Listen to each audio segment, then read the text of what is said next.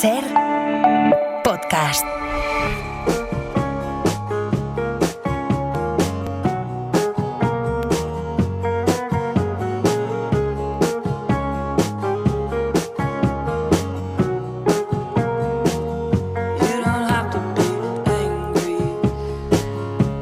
Primer sábado del mes de agosto y vaya racha de verano llevamos, ¿no? Porque estábamos centrados en los incendios, en esos desastres naturales que asolan en nuestro país cada verano, especialmente con los incendios que todavía están controlándose en todo el mapa.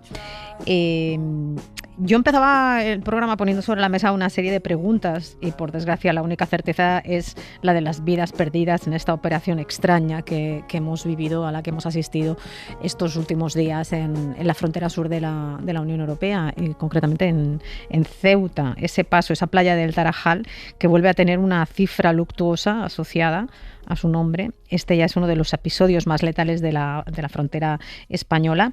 Hoy tenemos mucho por analizar, explicar y conversar, y hemos sacado a todo nuestro arsenal de analistas. Empezamos desde Oviedo, Asturias, escapándose por los pelos de la ola de calor. Sergio Fanjul, buenos días.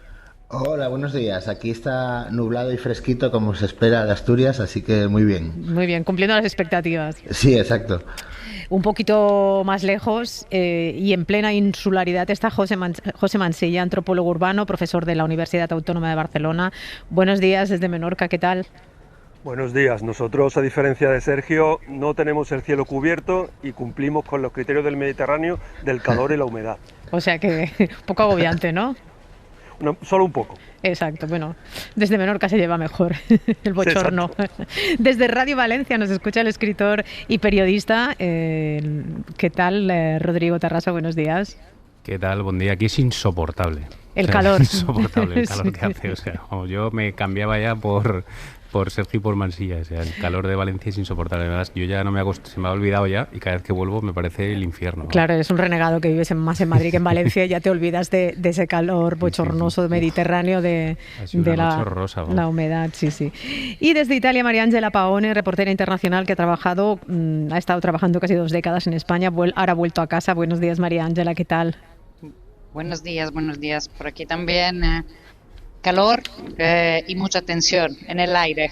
Ahora hablamos de esa tensión que hay en el aire. Y desde Helsinki, en Finlandia, Maja Salmi. Maja es periodista, escritora y corresponsal finlandesa, vive en Barcelona y ahora está fresquita. Nos enviabas una foto desde la piscina municipal de Helsinki y ni tan mal, ¿no? No, nada mal, la verdad. Aquí estamos en cómodos 20 grados y hay sol. Así que diría que es verano perfecto. O sea que ya me acordé, porque siempre quiero venir aquí en agosto y la verdad que... No eres como Rodrigo, ¿no? No eres como Rodrigo, que No, ya casi no me acuerdo del fresquito. No, claro, sí, eso sí. Estamos aquí muy bien, la verdad. Muy bien, bueno, después de esta charla así un poco de ascensor, de repasar el clima en los diferentes puntos de conexión de la tertulia, vamos al tema, ese aire enrarecido al que se refería María Ángela Paone. Me encanta tener hoy a 2 personas que pertenecen, son de 2 países que salieron en tromba a decir que suspendían el Tratado Schengen de libre circulación de personas con España. Maya, empiezo contigo. Oye, ¿por qué Finlandia ha sido uno de los primeros países en posicionarse? En su momento, Pedro Sánchez dijo que Finlandia también hacía frontera con España cuando, como miembro de la Unión Europea, en aquel momento de los ataques híbridos de la Rusia de Putin, ¿no? Claramente, sí, tiene que ver mucho con eso. O sea, esta reacción de Finlandia, que claramente ha sido muy dura. O sea, nuestra ministra del Interior, Mari Rantanen, del partido de los finlandeses, o sea, que se puede decir, nuestro Vox considera que España ha fracasado completamente en la protección de la frontera y claramente ha apoyado la propuesta italiana de revisar el estatus España dentro del espacio de Schengen, y tiene que ver mucho con esas operaciones híbridos del 2023, cuando vinieron muchos inmigrantes en la frontera de Finlandia y Rusia, y por eso, a raíz de eso, todavía la frontera sigue siendo cerrada.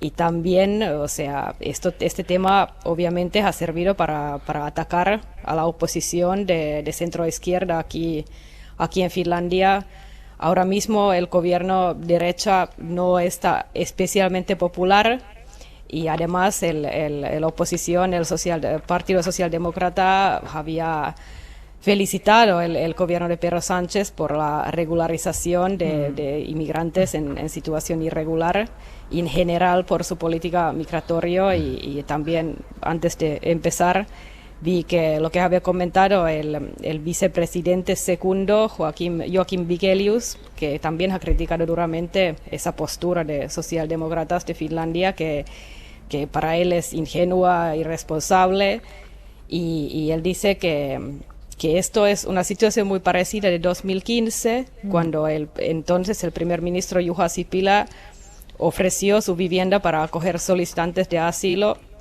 y que para él por eso vinieron tanta gente también en ese momento aquí en las fronteras, aunque obviamente sabemos que tenía mucho efecto de la guerra de Siria, la situación en Irak y la apertura de la ruta de los Balcanes.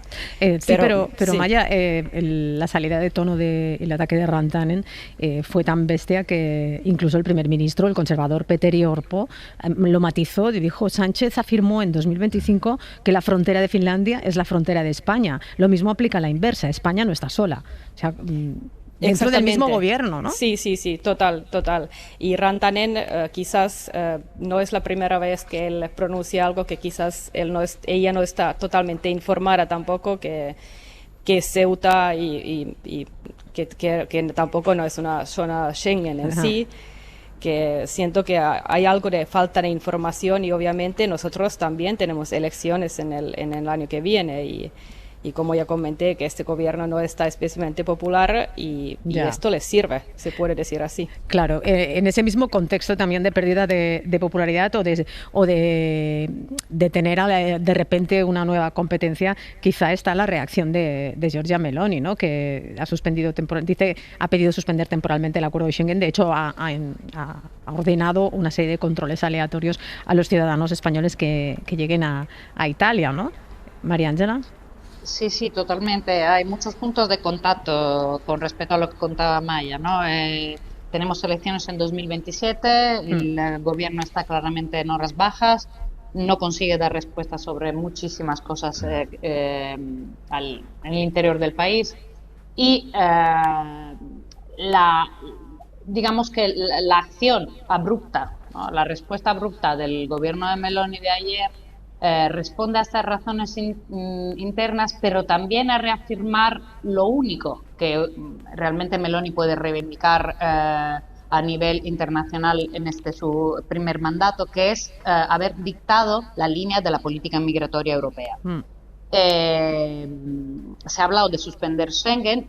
Un solo Estado no puede, evidentemente, suspender Schengen. De hecho, luego han reculado, haremos controles aleatorios, no afectará al turismo, no tendrá que ver con los ciudadanos españoles o italianos que viajen, serán controles aleatorios a ciudadanos extra-UE, que esto ya es como los perfiles raciales, ¿no? No se sabe muy bien cómo harán estos controles. Lo que pasa es que todos han ido detrás de esto, evidentemente no sobre Schengen, pero la línea general del PPE, del Partido Popular Europeo, otra vez sigue a la de la extrema derecha. El mensaje que ha puesto en Twitter Ursula von der Leyen, sin ni una mínima referencia a la solidaridad a España, es muy llamativo con respecto a esto, ¿no? Y es lo mismo que ha ocurrido antes de las elecciones europeas, antes de las elecciones en las que Meloni ganó en 2022. Otra vez todo parece que se juega en Ceuta, pero la explicación está más allá de Ceuta, ¿no? Hoy me llamaba la atención porque más de lo que suele ocurrir habitualmente, en la prensa italiana también se hacía referencia a, digamos, esta guerra híbrida, a esta unión de la internacional de la extrema derecha global, y por primera vez con cierta contundencia. En la prensa, dices que está apuntándose esto. Sí. En España también ya abiertamente los diferentes analistas están situando, ubicando ahí lo que ha pasado. Yo estaba preguntándome esta mañana qué ha pasado, que ha sido tan vertiginoso, los acontecimientos se han ido sucediendo en esta crisis migratoria, con una entrada irregular de unas 50.000 personas desde Marruecos entre el jueves y el viernes. Parece ser que la gran mayoría ya han retornado de manera voluntaria, por lo que el Ministerio del Interior lo cifra en 48.300 personas que han retornado. Los compañeros desde allí, de la zona, nos han informado de igual que llegó ese flujo, se está yendo en dirección contraria. El balance de víctimas está continuamente actualizándose. Ya superan los 60 fallecidos en ese intento de cruce del mar por la frontera. Nos vamos a ir hasta allí, hasta la playa del Tarajal. Nicolás Castellano, buenos días. Hola, buenos días, Lourdes. Yo estaba preguntando qué es lo que ha pasado, porque desde que nos despertamos y con estas informaciones, ahora mismo la única certeza triste, luctuosa, son esos fallecidos que me decías que se han actualizado ahora mismo, ¿no? Sí, hemos visto hace unos minutos cómo los humanistas de la Guardia Civil sacaban otro cuerpo. Cada vez que sacan un sobre blanco, un saco enorme blanco, significa que han encontrado un cadáver, y han sacado otro. Se eleva a 67, según fuentes de Interior, el número de cadáveres recuperados, en la que ya, Lourdes, y tenemos que destacarlo, la mayor tragedia documentada en la frontera hispano-marroquí, en la frontera marítima. Nunca se habían recuperado tantos cuerpos. Y me decía uno de los guardias civiles que llevan muchos años enfrentándose a estas tragedias, que nunca había visto tantos cuerpos juntos, especialmente de niños, de jóvenes con pantalón corto, con bañador, apilados en una especie de carpa que han tenido que instalar al lado del muelle pesquero. La imagen a esta hora de la mañana es la de 4 militares que están junto a 2 chicos que, aprovechando que ha bajado la niebla, acaban de cruzar a nado, están exhaustos en la playa, tirados en la arena, y los militares les rodean para ver en qué circunstancias están. Y sobre todo, lo que tú decías, ¿no? El flujo de salida es constante, en estos momentos al lado marroquí, igual que el calificativo favorito de los racistas de masivo se usó a la hora de la entrada, cuando se hablaba de esas 49.000 personas. La salida es igualmente masiva, y prácticamente queda muy poca gente de los que entraron el jueves y la mañana del viernes aquí a Ceuta. Eso sí, los más pequeños, los más jóvenes, algunos anoche los veíamos esconderse en el monte porque tenían miedo, y tenían miedo, Lourdes, por una cosa que hay que destacar también. Creo que todo el clima racista, xenófobo, que se alimenta, que deshumaniza a estos niños, a estas personas, a estas mujeres, a estas familias, está dando sus frutos. Nunca había visto una Ceuta tan racista, con jóvenes saliendo con porras, por cierto, en muchas ocasiones acompañados de algunos policías locales, como si fueran rafias racistas para echar a la gente de la calle, ¿no? Moros fuera de aquí, pegándoles palos, tirándoles piedras. Es la otra cara, es minoritaria, pero desgraciadamente muy triste, frente a la cara mayoritaria de los ceutíes, que son solidarios, que han ayudado a muchos de esos niños, de esas familias en la calle, dándoles comida, en algunos casos incluso acogiéndoles y dándoles ropa seca en sus viviendas, en sus casas. Pero ese grupo que hace mucho ruido, que está alimentado por las redes, que hoy, por ejemplo, hay convocado una concentración fascista, racista aquí en Ceuta por algunos de los grupos que más ruidos hacen en las redes sociales, eso se está trasladando. Así que toda esa narrativa que parece a veces que no hace tanto daño y que parecen pues manifestaciones de Trump, de Meloni, etcétera, etcétera, o aludir, por ejemplo, al cierre del espacio Schengen de manera, si me lo permites, estúpida, cuando de aquí no va a salir absolutamente nadie. ¿Sí? Estamos en Ceuta, de aquí que nadie parece que no sepan península. Que hay un trozo, una manga de mar por medio. O sea, es que estamos alimentando horas de radio, de periódico, porque se cierra el espacio Schengen, pero si no va a salir nadie de los que han cruzado la frontera. Pero bueno, en definitiva, la realidad es la que es. Esto es un drama humano, es un drama en el que otra vez los gobiernos utilizan a personas en sus partidas de ajedrez geopolítica, esto que lo explique el Reino de Marruecos, a pesar del amparo que le da el gobierno de España. También tiene difícil el gobierno de España meterse contra Marruecos, porque si no, no les permitirían, por ejemplo, el retorno fácil de todas estas personas con la puerta abierta en estos momentos. No es fácil para España gestionar esta partida de ajedrez constante en la que son las personas una de las piezas que utiliza Marruecos en lo que sea, que nos enteraremos. La otra vez en el 21 fue porque El motivo era la llegada de Brahim Gali para cuidarse del COVID. Por cierto, Brahim Gali, el líder polisario, ciudadano español de pasaporte, nació en España, en la época en la que era colonia española y provincia española. Y en este caso no sabemos cuál es el motivo, porque se supone que estábamos viviendo las mejores relaciones bilaterales, y esto lo han repetido en un montón de ocasiones, tanto Álvarez como la propia embajadora marroquí el otro día en la recepción del Trono de Madrid, y no sabemos el motivo. También que se preguntan aquí los ceutíes o que se preguntan aquí las fuerzas de seguridad con las que hablamos. Si en el 21 Marruecos consiguió que Pedro Sánchez le firmara un poco, bueno, la entrega del Sáhara en esa carta simbólica en febrero del 22, coincidiendo con la invasión rusa a gran escala de Ucrania, ¿qué quieren ahora o qué van a firmar ahora, ¿no? Esa es la pregunta que se hace mucha gente.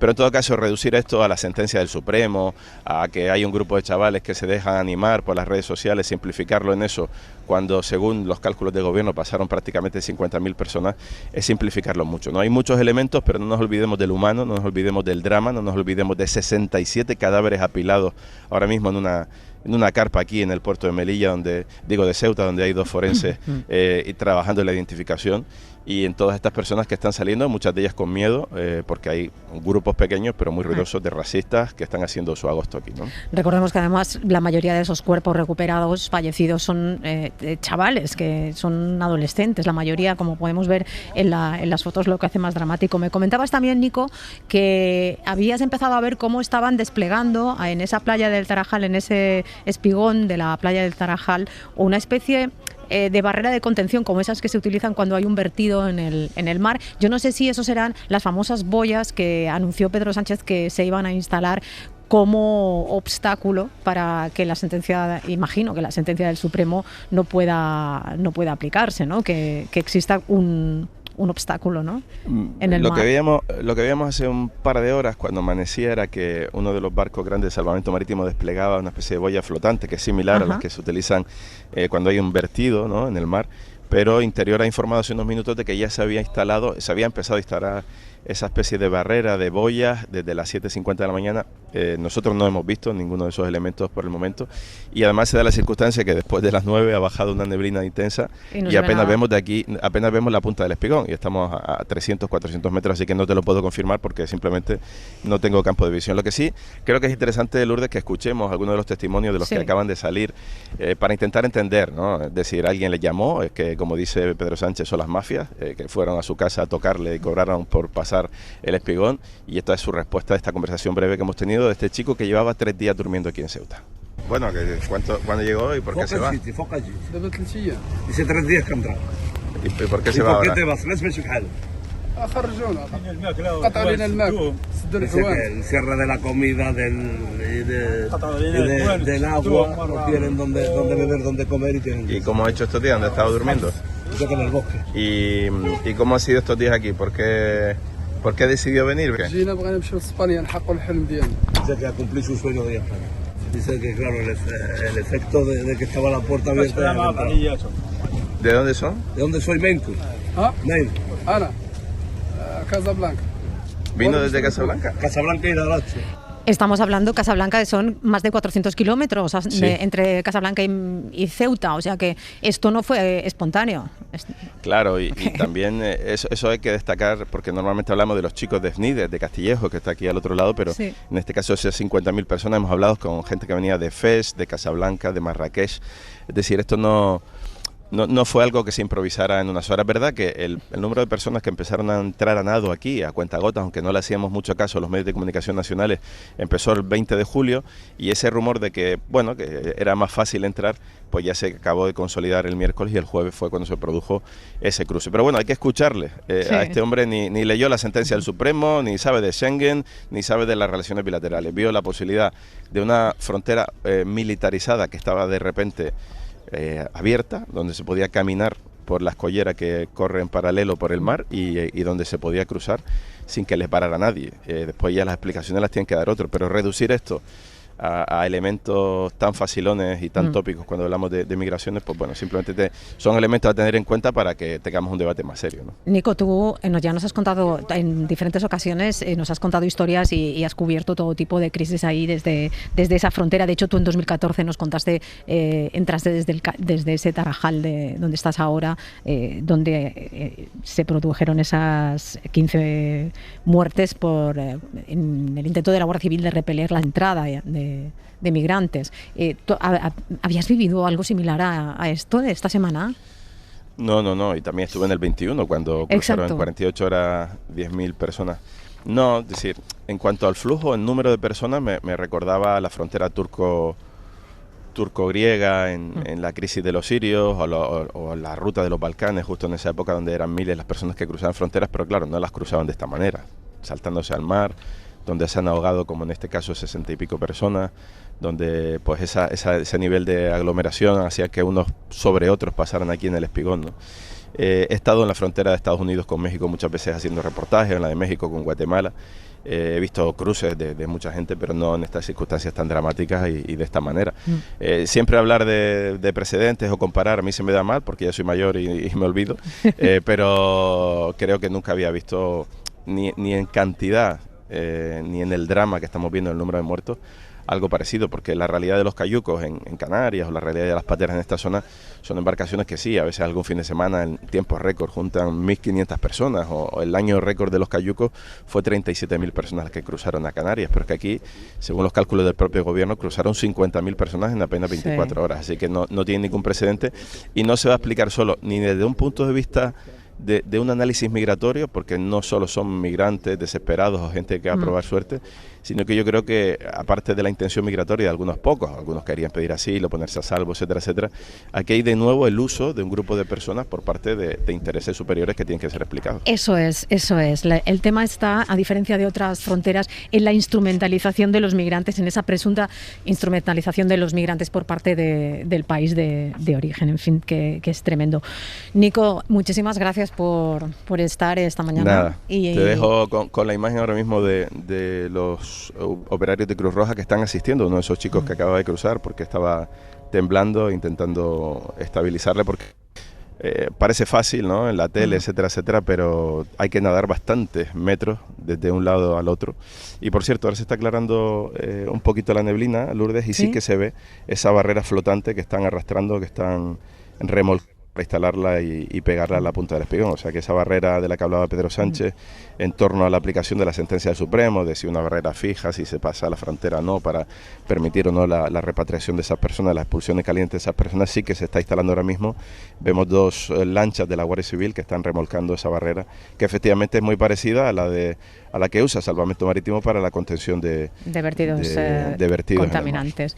Nico Castellano, muchísimas gracias por darnos esa visión desde el terreno. Es desde el terreno con el que nos tenemos que situar, con las fuerzas de seguridad también atendiendo a esas personas. Son imágenes que nos han impactado, con el personal de las organizaciones humanitarias que los están atendiendo, y con vosotros también, compañeros, y ahí informando. Lo personalizo en ti, pero en el resto de compañeros que están desde hace días al pie del cañón durante horas y horas. O sea que tómate un café y descansa un poquito, Nico. Muchas gracias. Venga, un beso, hasta luego. Lo que estábamos hablando ahora, no sé si os merece algún tipo de comentario, ¿no? Sergio, José, Rodrigo, Maya, María Ángela. Sí. Es tremendo porque esto de la utilización de la gente, ¿no?, con estos fines políticos. Yo leía, por ejemplo, el otro día una crónica muy buena de Carmen Morán en El País, ¿no?, que hablaba de un niño de 12 años que había llegado allí, ¿no?, se había unido a esto, ¿no?, y que de repente llegaba a Ceuta y decía, bueno, ¿y cuándo me llevan a España?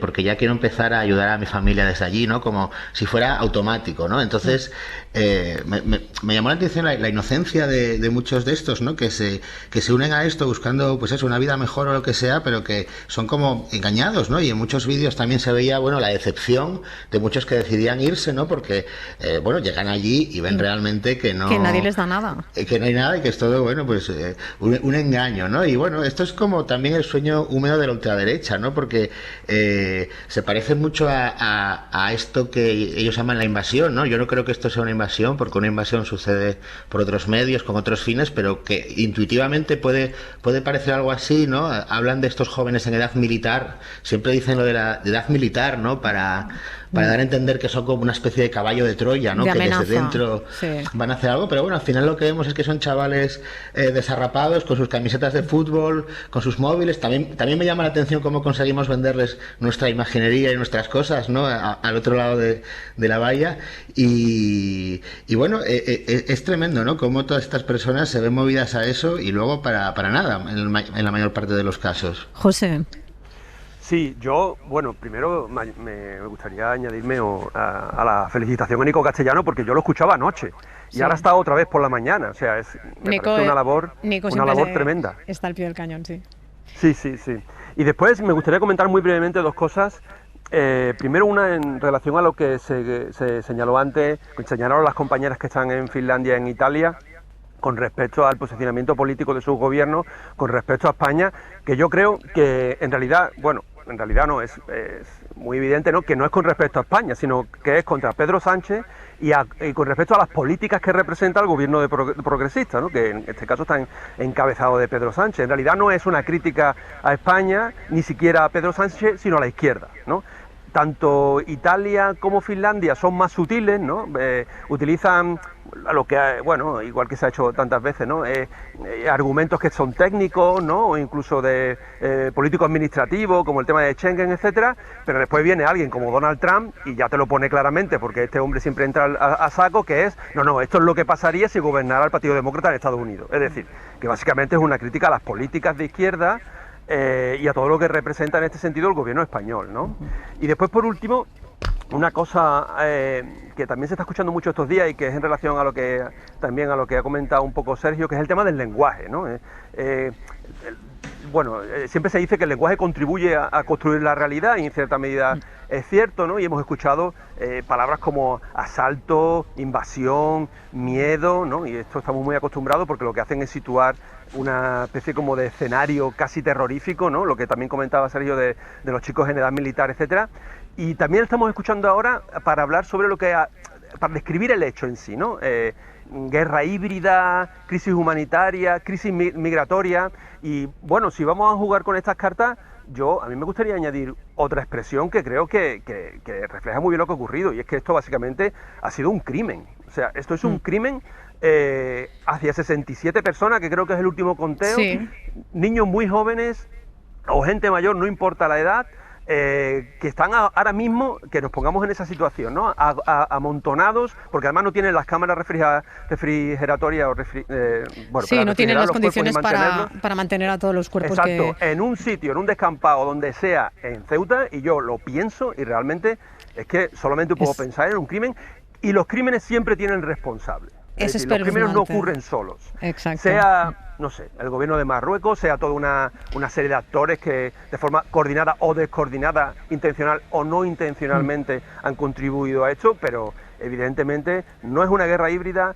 no es una crisis migratoria, no es otra cosa que un crimen sobre más de 60 personas. Enseguida, cuando empezó a producirse esta situación, yo pensé que era como una especie de alfombra roja para la extrema derecha en España y en todo el mundo. Era como hacer realidad y patentes esas amenazas, ¿no?, de invasiones, de la avalancha, de efecto llamada, etcétera, etcétera. Pero luego se ha ido matizando, porque esta crisis se apunta a que tiene diferentes patas, ¿no?, que tiene diferentes interpretaciones. Una, pues a nivel de las relaciones bilaterales entre España y Argelia, por ejemplo, que ha podido enfadar a los marroquíes por situación, otras, pues eso, ¿no?, el ataque híbrido. Luego, el tercer plano es la dimensión puramente política del tema, ¿no? Pero lo que sí que ahí coinciden, y me remito a un artículo que publica Jorge Dezcayar, ex embajador en Marruecos, en Estados Unidos, también ex director de la inteligencia española, que dice que esto es una actitud habitual de Marruecos, utilizar la migración como instrumento de presión cuando España o la Unión Europea no hacen lo que ellos piden, ¿no? Ellos van probando, ellos van estirando la correa y depende de la respuesta respuesta, pues actúan y no. Antes decía Nico que es muy difícil ponerse duro con Marruecos porque evidentemente hemos optado por externalizar las políticas migratorias, la contención de las migraciones de terceros países como Marruecos, pero quizá allí se reclama desde diferentes ámbitos que debería haber una respuesta más firme, contundente, plantarnos y decir, bueno, hasta aquí, esto no. Y dejadme que incorpore a Taleb Ali Salem. Buenos días, Taleb. Hola, buenos días. Eres escritor, periodista, analista político, eres saharaui, de hecho vives en España, has estudiado en España, provienes de esas vacaciones en paz, ese proyecto, porque muchos niños saharauis venís a España desde hace años, ¿no? ¿Cómo estás viendo lo que pasa estos días? ¿Qué ha ocurrido estos días? Bueno, yo creo que estamos ante un nuevo capítulo, lamentablemente, donde vemos cómo el régimen marroquí utiliza a las personas migrantes, utiliza el drama de la inmigración como arma política. Y bueno, he escuchado muchos debates estos días, he estado en muchos medios de comunicación y hay mucha gente que intenta poner esto en duda, ¿no? Y yo creo que ya no se trata de opiniones, no se trata de especulaciones. Recordemos que hay una sentencia en firme aprobada por mayoría de votos por parte del Parlamento Europeo en el año 2021, tras esa crisis cuando Marruecos lanzó a 10.000 inmigrantes en respuesta, intentando castigar a España por la acogida de Brahim Ghali, presidente saharaui, líder del Frente Polisario, y esa condena decía literalmente, es una condena pública del Parlamento Europeo, que se condenaba a Marruecos por instrumentalizar a las personas migrantes como arma política, ¿no? Por lo cual yo creo que ya no hay debate en eso, o sea, está claro y es evidente que Marruecos, una vez más, no sabemos qué es lo que quiere en esta ocasión. Creo que en los próximos días, próximas semanas sabremos qué es lo que quiere exactamente. Pero es evidente que Marruecos está instrumentalizando de nuevo el drama de la inmigración para conseguir objetivos políticos. Yo creo que la pregunta sería otra: ¿por qué se sigue cediendo y por qué se sigue premiando el chantaje? Porque mientras no se responda con contundencia para frenar esta instrumentalización de las personas migrantes que hace Marruecos, lamentablemente esta solo será una de las tantas que seguiremos viendo, es decir, Marruecos seguirá utilizando a estas personas, por lo cual responder siempre cediendo a Marruecos solo alimenta a que Marruecos siga utilizando esta fórmula, lamentablemente. Pero, Taleb, ¿cómo sería una respuesta contundente? ¿Cómo puedes plantarte para poner esa dureza sin que se alteren los equilibrios que tenemos con Marruecos precisamente con la migración? Porque es justo lo que hacen, abren y cierran la frontera, el grifo, como quieras llamarlo.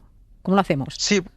Bueno, yo creo que no, o sea, es decir, se ha hablado, incluso las declaraciones que he ido siguiendo del ministro de Exteriores, que yo creo que se ha pasado de cuidadoso, ¿no? Incluso las declaraciones de Pedro Sánchez, que han sido un poco confusas, porque primero hablaba de un ataque a la integridad territorial española y luego procedía a agradecerle a Marruecos la colaboración, es decir, afirmas que hay un ataque a la integridad territorial y luego agradeces a quién la está cometiendo. Era un poco confuso todo, pero yo entiendo, ¿no? Y he estado también escuchando, leyendo mucho artículo, que se tiene un extremo cuidado para no molestar a Marruecos. Y es una frase que no dejamos de escuchar: no hay que molestar a Marruecos.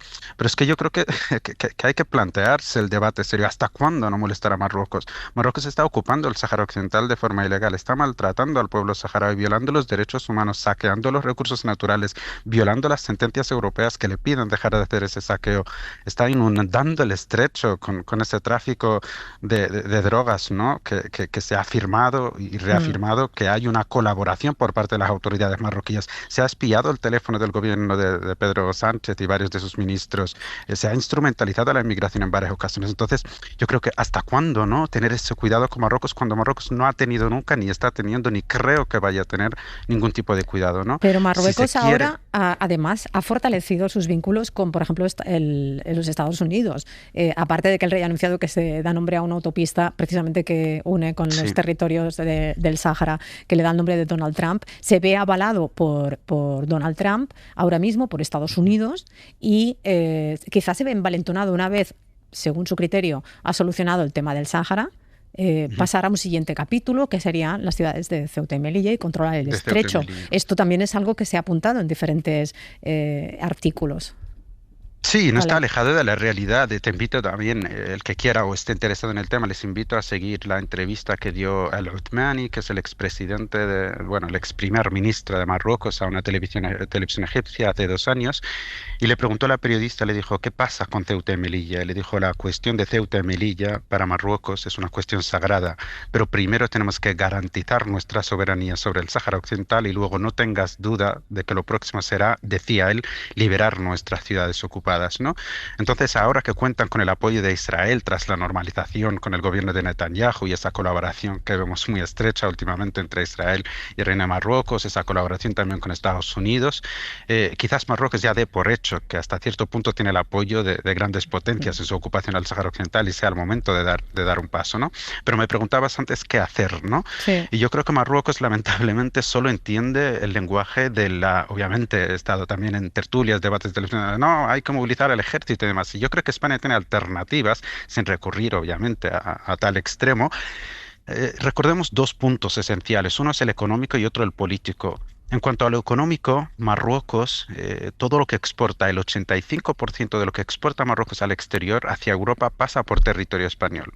Empezar a poner controles, empezar a limitar ese paso, empezar incluso a poner aranceles ahora que están de moda, eso sería devastador para la economía marroquí. Sería una forma de presionar, de tratar a Marruecos con la misma moneda.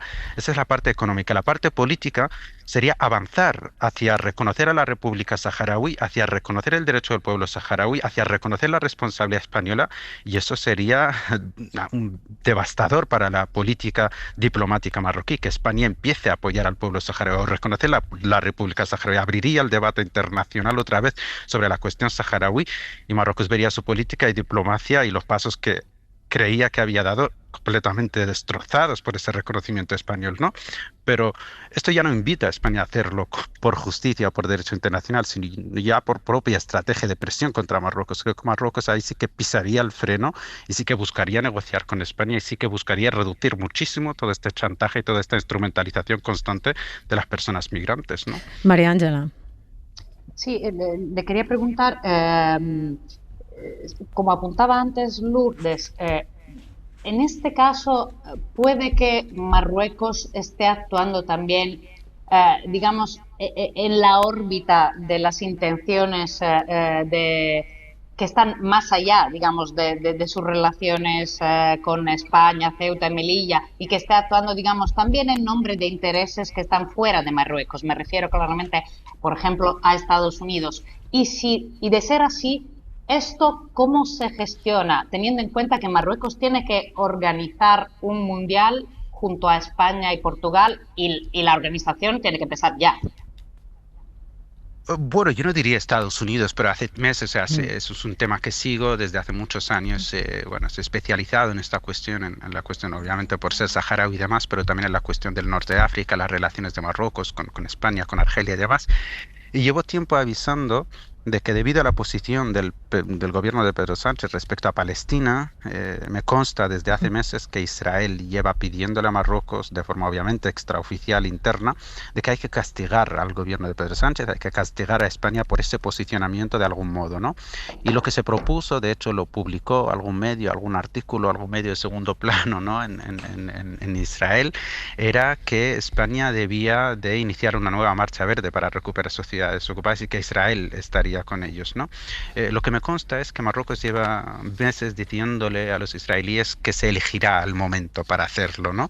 Entonces a mí no descarto, obviamente no tengo las pruebas evidentes para afirmarlo, pero no descarto que esto sí que podría, o Israel o el gobierno de Netanyahu podría tener una mano para enviarle a Pedro Sánchez un mensaje o para castigarle de algún modo por su posicionamiento en apoyo a la cuestión Taleb, palestina. España es un país de la OTAN. En España están algunas de las bases más importantes de Estados Unidos en el sur de Europa y no sé, no es algo tan fácil como decirle, oye, pues tócale las narices con Ceuta y Melilla. Es un ataque a un territorio OTAN y que, bueno, puede llevar a muchas contradicciones con Estados Unidos, por ejemplo.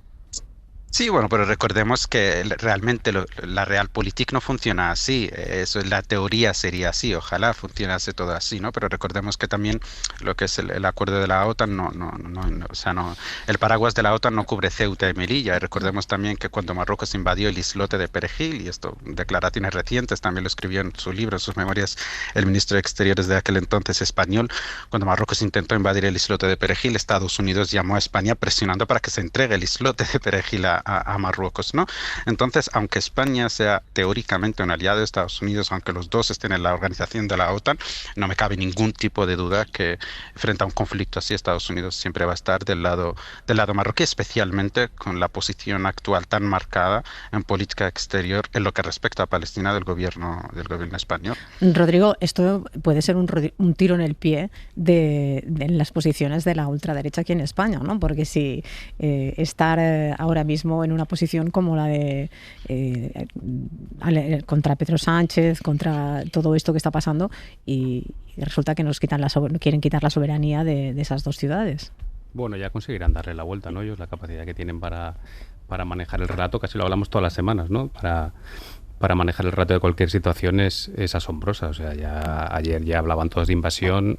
Abascal llegó a decir esto que a mí me aterró, de si el gobierno no los saca, tendrán que hacerlo los propios españoles, que no sé muy bien a qué se refería. Bueno, lo ha contado Nico un poco, ¿no? Esos grupos organizados de fascistas que son... De una irresponsabilidad brutal, ¿no? Pero a mí, yo, por cerrar un poco el círculo, si yo me siento un poco incapaz de hacer un análisis geopolítico de esta situación porque no tengo los conocimientos suficientes, pero sí me asombra la facilidad con la que, pues un poco lo que decía Nico al principio, ¿no? Con la que deshumanizamos una crisis como esta y se nos olvidan las cifras. O sea, hablamos de los migrantes marroquíes que han cruzado la frontera como si fueran fichas de una partida de Risk, y hablamos de Schengen y de guerra híbrida y tal. Se nos olvida esto, ¿no? Que han muerto 67 personas en la costa. Si hubiese muerto un accidente de avión o de tren en estas vacaciones, estaría España entera espantada, y sin embargo normalizamos esto como si fuera, no sé, como si hubiesen entrado fardos por la costa o hubiera una invasión de algas. O sea, a mí esto me parece fascinante, y además tengo la sensación de que la extrema derecha y la derecha normal lo exprime, pero también que nosotros, el resto de la sociedad, lo normaliza, ¿no? Y me parece algo aterrador, y creo que ocurre fundamentalmente porque son migrantes, y específicamente porque son migrantes marroquíes, que me parece muy preocupante que lo tratemos así, ¿no? Gente que además viene, pues eso, utilizada y manipulada por Rabat como un arma política, y aprovechando una vulnerabilidad extrema, jugándose la vida, o sea, que no cruzan por gusto, y que ahora los analizamos como si fueran peones en una partida de ajedrez. Y luego me ha espantado que estas horas de 50.000 personas vagando por Ceuta con todos los comercios cerrados, desesperados, intentando conseguir agua y bebida, generando además, por supuesto, una situación de inseguridad y de desorden en la propia ciudad de Ceuta, muy problemática también para los vecinos. Todo esto al final es como la tormenta perfecta, ¿no? Que decíamos antes, sí, para la extrema derecha, para de repente ver a Meloni jugando con Schengen, a Donald Trump diciendo que si no se le vota a él, pues nos van a invadir a todos, y el PP asumiendo el lenguaje de Vox diciendo que esto, que si no se encarga el gobierno, se encargarán los españoles. O sea, es todo como de un salvajismo, o sea, que a mí me parece aterrador, la verdad. Una inhumanidad. No sé si, Maya, ¿quieres añadir alguna cosa? Sí, la verdad que siento que deberíamos pensar cómo garantizar la seguridad en las fronteras sin perder claramente los valores de los que se construyó la Unión Europea. O sea, y si no es compatible, bueno, entonces quizás tenemos un sistema que ya no funciona. Sí. Siento que es una pregunta muy, muy importante en este momento. Yo también he trabajado mucho en Ceuta y Melilla y en fronteras en general, y lo que está muy claro, que ya los anteriores comentaron, que las primeras víctimas, siento que en este caso no son los estados europeos, sino que son las personas inmigrantes. Es que no hay que olvidar, Taleb, que en Marruecos la desigualdad, la brecha entre Marruecos y España es abismal en cuanto a nivel de vida. Es normal que haya gente que quiera venir. Lo digo por el tema de la humanización, ¿no? Sí, totalmente. Claro. No, aquí en Finlandia, por ejemplo, los políticos de partidos derechas ellos siento que están siempre repitiendo que Marruecos es un país seguro, pero realmente no saben lo que... Claro. Les interesa ese mensaje para externalizar la gestión de la migración. Taleb, perdona, sigue.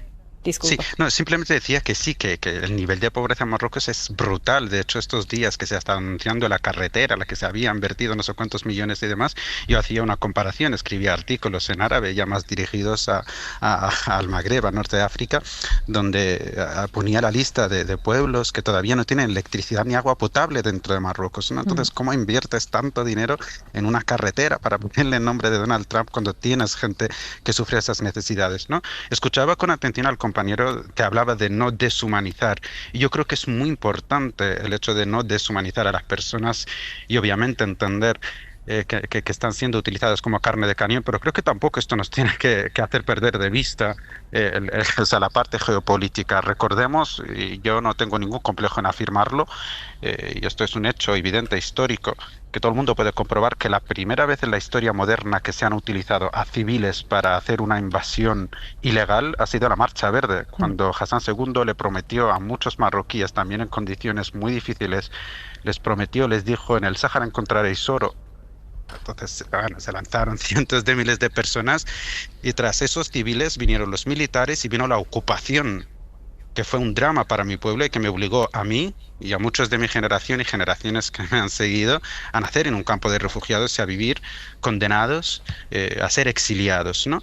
Entonces es importante no perder el lado humano, pero también hay que entender que Marruecos utiliza absolutamente todos los métodos sin ningún tipo de escrúpulos, y sí, hay que tener esa visión humana, pero tampoco hay que dejar de ver de que sí puede tratarse de una invasión y sí puede tratarse de una marcha verde 2.0. O sea, yo no tengo ningún temor porque conozco muy bien a Marruecos y sé cuáles son sus objetivos y sobre todo sus objetivos expansionistas, porque desde hace meses grandes partidos políticos que tienen representación en el Parlamento marroquí llevan haciendo propaganda, especialmente a nivel de medios de comunicación, diciendo es el momento de recuperar nuestras ciudades ocupadas y demás. Entonces, obviamente ellos no van a buscar un enfrentamiento armado, pero sí pueden utilizar a estas personas y sí pueden utilizar la desestabilización y crisis como esta para hacer esa invasión, ¿no? Entonces, es verdad que hay que tener cuidado, es verdad que hay que humanizar, pero tampoco hay que perder el norte.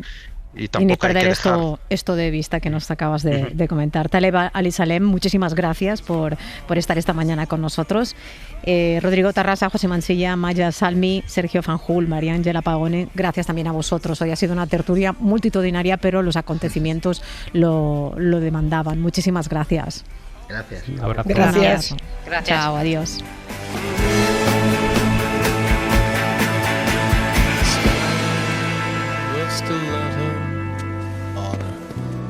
Silent night, Stalin smiles and Hitler. Churchill claps Mao Zedong on the back. Para no perderte ningún episodio, síguenos en la aplicación o la web de la SER, Podium Podcast o tu plataforma de audio favorita.